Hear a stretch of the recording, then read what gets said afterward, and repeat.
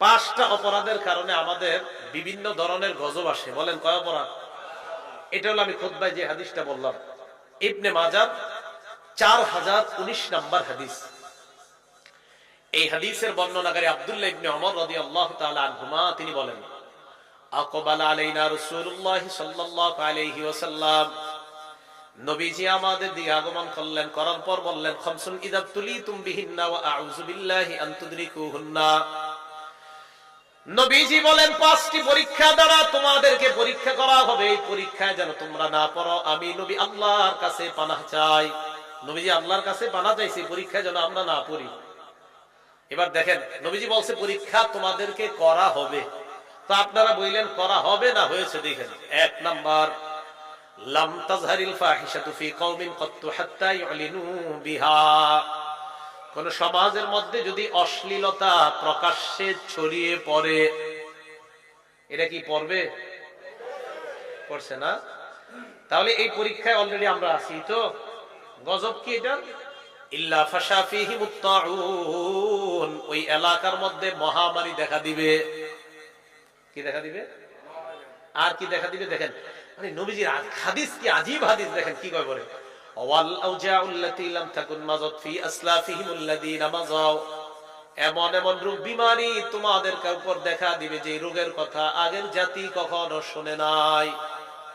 Corona, Omicron, dengue, pneumonia, chikungunya, এগুলো শুনছে? রাসূল সাল্লাল্লাহু আলাইহি সাল্লাম বলেন, অশ্লীলতা যখন ছড়িয়ে পড়বে তখন মহামারী দেখা দিবে, আর এমন এমন রোগ দেখা দিবে যে রোগের কথা আগের জাতি কখনো শুনে নাই। এগুলো এক নাম্বার পরীক্ষা। তাই এই পরীক্ষাটা কি হবে না চলছে? পরীক্ষা নাম্বার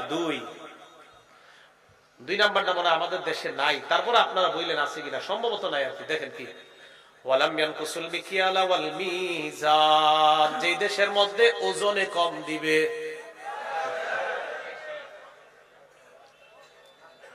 ওজনে কম দিবে, এটাও আছে না? যেই দেশের মধ্যে ওজনে কম দিবে এই দেশের মধ্যে গজব আসবে তিনটা। বলেন কয়টা? তাহলে ওজনে কম দেওয়ার পরীক্ষা যাদেরকে করা হবে তাদের উপর গজব আসবে তিনটা। উখিযু বিসসিনিন, ওই দেশের মধ্যে দুর্ভিক্ষ লাগবে। তাহলে দুর্ভিক্ষের দুইটা পরীক্ষা পাওয়া গেছে। একটা সুদ, ওই যে আগের আলোচনা, সুদেও দুর্ভিক্ষ লাগে, আবার ওজনে কম দিলেও দুর্ভিক্ষ লাগে।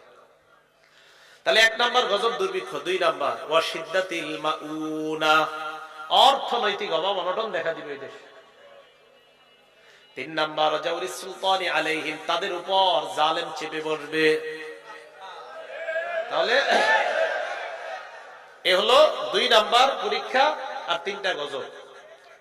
তিন নাম্বার পরীক্ষা, ওয়ালাম ইয়ামনাউ যাকাত আমওয়ালিহিম, যে দেশের মানুষ যাকাত না দিবে। কি না দিবে?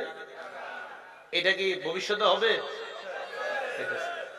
ইল্লা মুনিউল কাতরা মিনাস সামা, ওই দেশে রহমতের বৃষ্টি বন্ধ করে দেওয়া হবে।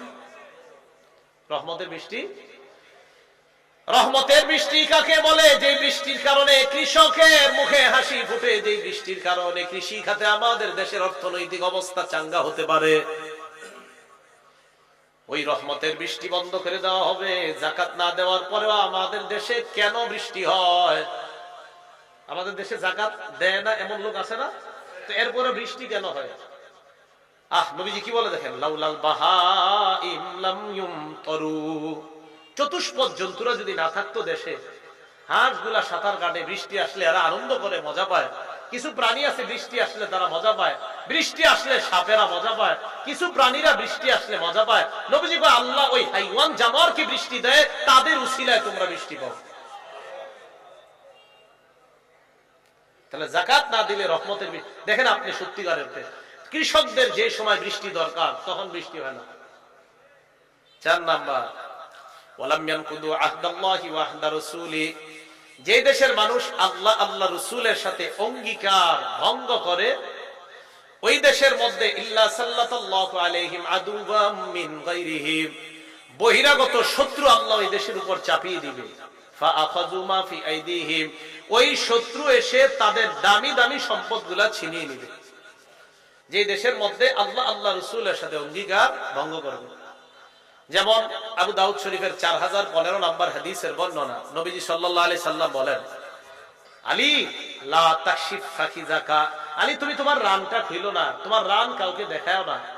আমরা নবীর সাথে অঙ্গীকারবদ্ধ হয়েছি যে ইয়া রাসূলুল্লাহ আমরা আমাদের রান কাউকে দেখাবো না, কারণ রান দেখানো হারাম।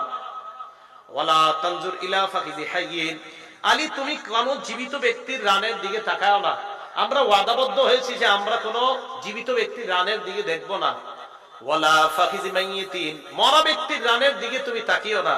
আমরা ওয়াদাবদ্ধ হয়েছি যে আমরা মরা ব্যক্তির রানের দিকেও তাকাবো না, আমরা মরা ব্যক্তির রানের দিকেও তাকাবো না। তাহলে এই বিষয়ে আমরা নবীর সাথে ওয়াদাবদ্ধ, আল্লাহর সাথে ওয়াদাবদ্ধ হয়েছি। আল্লাহ বলেছেন মা আতাকুমুর রাসূল ফাখুযু, নবীজি তোমাদেরকে যা দিয়েছেন তা গ্রহণ করো। ওমা নাহাকুম আনহু ফান্তাহু, যা থেকে নিষেধ করেছেন তা থেকে তোমরা বিরত থাকো। এটা আল্লাহর সাথে আমরা অঙ্গীকারাবদ্ধ হলাম। এখন দেখেন অঙ্গীকারাবদ্ধ হওয়ার পরেও যদি আমরা আল্লাহ রসুলের অঙ্গীকার, তার সাথে অঙ্গীকার আমরা ভঙ্গ করি, আল্লাহ রসুলের সাথে অঙ্গীকার ভঙ্গ করি, তো জীবিত ব্যক্তির রান দেখবা না, মৃত ব্যক্তির রানের দিকে তাকাইবা না, এটা আমরা অঙ্গীকার করলাম। করার পরেও যদি আমরা জীবিত ব্যক্তির রানের দিকে তাকাই, আমরা না আল্লাহর সাথে বলছি আল্লাহ আপনার নবী যা দিবে তা গ্রহণ করব, আপনার নবী যা থেকে নিষেধ করবে তা থেকে আমরা বিরত থাকব। তাহলে নবী নিষেধ করছে রান দেখাইবা না, রান দেখবা না। বলেন নাটক সিনেমায় যদি রান দেখা যায়, সেই রান দেখা হালাল না হারাম? যদি খেলার মধ্যে রান দেখা যায়, হাডুডু খেলার মধ্যে রান দেখা গেলে, আর কোন খেলা আসেনি রান দেখা যায়? কি খেলা? না ফুটবল তো ফুল প্যান্ট পরে হয়, কি বলে? তাহলে তো এটা দেখা যাবে না, কারণ নবীর সাথে তো অঙ্গীকারবদ্ধ হয়েছে আমরা। যদি মরা ব্যক্তিরাও খেলতো তাও দেখা যায় ছিল না, কারণ রাসূল সাল্লাল্লাহু আলাইহি সাল্লাম বলছে মরা ব্যক্তির রানও দেখবা না, সেখানে জীবিতরা খেলে তাদের রান দেখা যাবে। আমি কিন্তু বলি নাই কোন খেলা, আপনারা বলেছেন। আমি বলছি, কারণ আমি বললে আবার আপনারা বলেন কি হুজুর আবেগ নিয়ে খেলেন না। আমি কিন্তু বলি নাই কোন খেলা, আপনারাই খেলার নামটা বলছেন। কিসের নাম বলছেন? হ্যাঁ আপনারাই বলছেন, আমি এখনো বলিনি। তাহলে এই খেলার নাম আপনারা বলছেন, আর ওই খেলায় রান দেখা যায় আপনারাই বলছেন। আমার নবী বলছে যে রান দেখবা না। এখন খেলে কি মরানা না জিন্দারা? মরারা খেললেও দেখা যাইতো না, জিন্দারা খেললেও দেখা যাইতো না। মরা ব্যক্তি রানও দেখা নিছে। আল্লাহ বুঝার তৌফিক দান করেন। তো আল্লাহ রসুলের সাথে অঙ্গীকার ভঙ্গ করলে বহিরাগত শত্রু এসে আমাদের দামি সম্পদ নিয়ে যাবে। এটা 4 নম্বর পরীক্ষা। পরীক্ষা নাম্বার 5, ওয়ালাম তাহকুম আইম্মাতুহুম বিকিতাবিল্লাহ, যে দেশের মধ্যে আল্লাহ কিতাব অনুযায়ী ফয়সালা করা হবে না, যে দেশে আল্লাহর কিতাব অনুযায়ী ফয়সালা হবে না, ওয়ায়াতাখায়্যারু মিম্মা আনজালাল্লাহ, আল্লাহ যা নাজিল করেছেন এটা যদি কোন দেশের ব্যক্তিবর্গ দায়িত্বশীল যারা আছে তারা মেনে না নেয়, ইল্লা জাআলাল্লাহু বাসাহুম বাইনাহুম, ওই দেশে মানুষে মানুষে আল্লাহ যুদ্ধ বাঁধিয়ে দিবে, সংঘাত বাঁধিয়ে দিবে। এই 5 পরীক্ষায় বিভিন্ন ধরনের গজব আমাদের উপর আসবে। বলেন তো এই 5টা পরীক্ষা কি ভবিষ্যতে হবে না চলছে? এর মধ্যে 1 নম্বর পরীক্ষাটা অশ্লীলতা ছড়িয়ে পড়া। বলেন কি ছড়িয়ে পড়া? অশ্লীলতা। সহিহ বুখারীর 5590 নম্বর হাদিসের বর্ণনা, ক্বালা রাসূলুল্লাহ সাল্লাল্লাহু আলাইহি ওয়াসাল্লাম, নবীজি সাল্লাল্লাহু আলাইহি ওয়াসাল্লাম বলেন, লা ইয়াকুনান্না মিন উম্মতি আকওয়াম ইস্তাহিল্লুনা আল-হিররা ওয়াল হারীর, নবীজি বলেন আমার উম্মতের মধ্যে এমন একদল মানুষের আবির্ভাব ঘটবে যারা জিনাকে হালাল মনে করবে। জিনাকে কি মনে করবে? হালাল। ওয়াল হারীরা, রেশমের পোশাককে হালাল মনে করবে। ওয়াল খামরা, মদকে হালাল মনে করবে। ওয়াল মাআজিফা, বাদ্যযন্ত্রকে হালাল মনে করবে।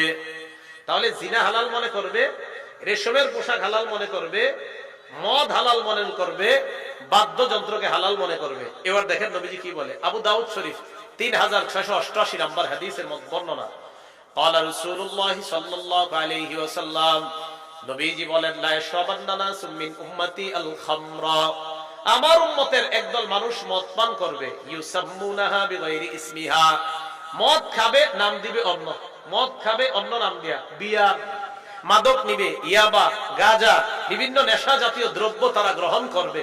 এরা বিভিন্ন নামে নেশা জাতীয় দ্রব্য তারা সেবন করবে, নেশা করবে, এরা বিভিন্ন নাম দিবে। নবীজি বলেন, ইউযাফু আলা রুউসিহিম বিল কাইনাতি ওয়াল মুগান্নিয়াত, একদিক দিয়ে তারা মদ টানতে থাকবে, অন্য দিক দিয়ে গান বাদ্য আর ঢোল তবলা চলতে থাকবে আর মাদক চলতে থাকবে, নর্তকীরা নাচানাচি করতে থাকবে, নবী বলছে এটা হবে। এটা কি হবে না চলছে? একদিক দিয়ে মদ পান, অন্য দিক দিয়ে নর্তকীরা গানের তালে তালে নাচানাচি। আল্লাহ পাক রব্বুল আলামিন আমাদের সকলকে অশ্লীলতা, বেহায়াপনা, এই নৈরাজ্য আর যা যা বলা হয়েছে, যেই জাতীয় কারণে, যে অশ্লীলতা আর যেই সমস্ত গুনাহের কারণে দুনিয়ার মধ্যে গজব আসে, এই গজব থেকে যেন আমরা বেঁচে থাকতে পারি আল্লাহ তৌফিক দান করেন।